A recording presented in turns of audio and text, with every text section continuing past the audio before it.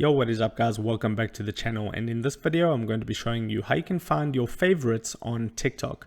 Okay, so with a recent update they did move where you find your TikTok favorites. So I'll show you in this video where to find that if you've updated your TikTok app and you notice that you can't find your favorites. It's very straightforward and simple. Just go ahead and open up TikTok, and then once you're on your home page, just tap your profile icon at the bottom right hand corner.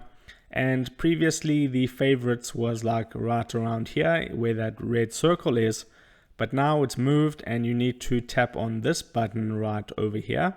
That is where you can see all your favorites and your collections and everything like that. So if I get rid of that and then I click on that favorites button, you can see it tells you how many videos you have in your favorites, how many collections you have, how many sounds you favorited, effects, places, comments. So this is a nice update from TikTok in my personal opinion. And what you can do is you can just come here, you can click on collections, go into your collections, and then it should load up all the videos.